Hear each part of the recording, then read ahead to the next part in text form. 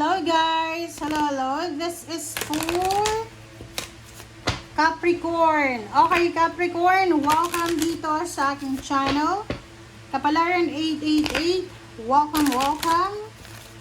Alamin natin, Capricorn, kung anong messages, energy gabay para sa lahat. Please comment down below if you resonated. Oops, sorry.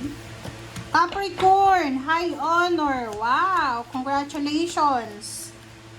Congratulations sa mga Capricorn. Okay? High honor. So, this is mataas na recognition. So, possible. Wow, distant horizon. Congratulations. Okay? Sinasabi ng baraha sa'yo dito na posibleng yung anak mo, may anak ka, nasa ibang bansa ka ba or nasaan ka ba? Kasi dito, may mababalitaan ka na posibleng kung nasa ibang bansa ka o OFW ka, ikaw to. Na pwedeng ikaw ay ma-promote or pwedeng mabago yung takbo ng ng career mo sa lugar kung nasaan ka man sa ngayon. Level up to guys. Kung nasa Pilipinas ka, pagkakaroon ka ng napakataas na oportunidad na makapunta ng ibang bansa. Okay? And yun, promotion, salary increase, magle-level up yung energy mo dito. Congratulations sa inyo. Alright.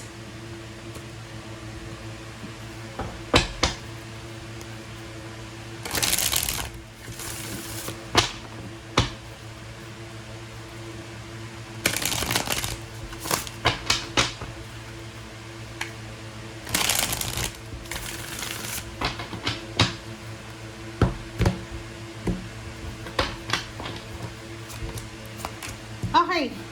Temperance and Death card. So, nakikita ko sa'yo dito na importante, lalo na ngayong linggong ito, importante Capricorn na mapasensya ka. Kasi kung wala kang pasensya, walang magbabago sa buhay mo. So, sinasabi ng baraha sa'yo, yung pagiging mapasensya ng isang Capricorn, siya yung magbibigay sa'yo ng pagbabago. Okay? So, eto, sinasabi ng baraha sa'yo dito na kailangan natin na magpasensya. Okay? Magpasensya. Kasi, kung wala kang pasensya, walang magbabago sa buhay mo. Ano yung ibig sabihin yan? Yung Capricorn, dalawang klase ng Capricorn. Yung isa may pasensya, yung isa talagang aggressive siya. Mabilis magalit, mabilis ang reaction. So, sa baraha mong to, kung ikaw ay yung isang klase ng Capricorn na aggressive ka, mabilis kang magalit, mabilis kang mag-walk out, mabilis kang mainis, sabi ng baraha sa'yo, oras na para magkaroon ka ng pasensya. Okay? Alright. Oh, sorry. Emperor and OMG.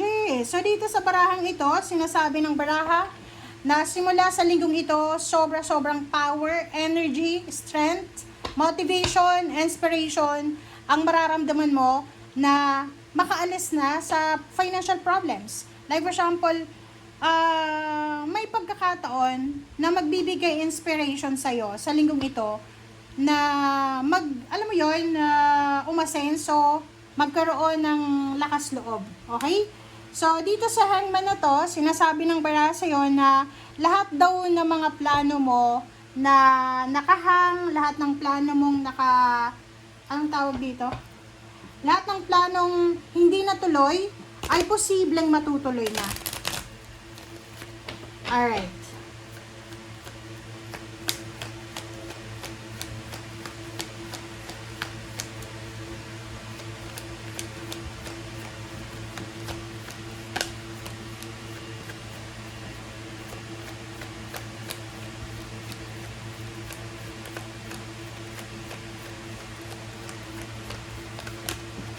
Okay. So, yun. 32.5. Sinasabi ng baraha sa'yo, halimbawa lang, isa ka sa mga Capricorn na walang trabaho sa ngayon. Ngayon, wala kang trabaho.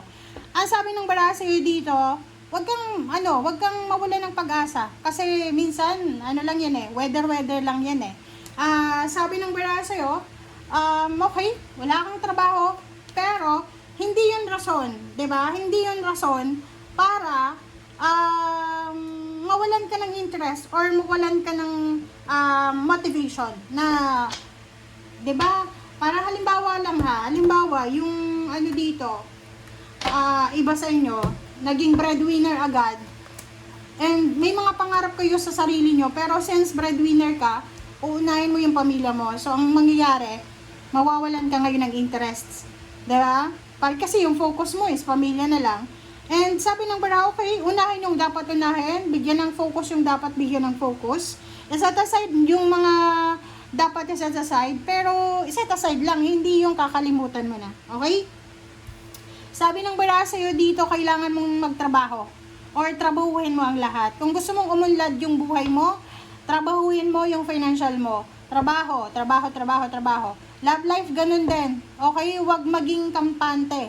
Sa love life, hindi lang puro tayo take ng take. Kailangan din natin ng give. Okay?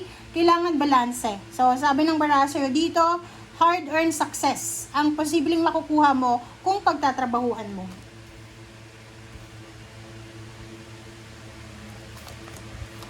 Okay, High Priestess and the Lover. So, dito sa barahang to, sinasabi ng baraha sa'yo dito na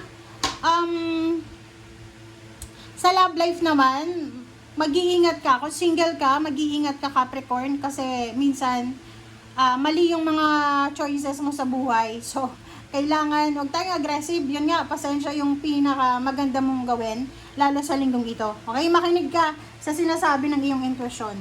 Alright, and 3 of Wands. Sabi ng baraha sa'yo dito, ihanda mo daw yung sarili mo. Prepare yourself, kasi isang napaka-importanting desisyon ang posibleng gagawin mo. And yung desisyon na yan, mabilis na darating sa'yo eh. 'Di ba? Like halimbawa, nag-aantay ka, 3 years ka nang nag-aantay na ma-promote. 3 months ka nang nag-a-apply na wala pa rin na reply. So, sabi ng baraha dito, huwag kang mag-alala. Mabilisan lang yan napakabilis na outcome, napakabilis na sagot, napakabilis na solution, na confirmation, ang posibleng makuha mo. And, kung makikita mo dito sa 7 of Wands, tapos the Star, and King of Cups, sabi ko nga sa'yo kanina, i-priority mo yung dapat i-priority sa ngayon, pero yung mga pangarap mo dati, huwag mo yun nakakalimutan, okay? So, pag may time ka na, balikan mo kung ano yung gusto mo. Okay? Bye!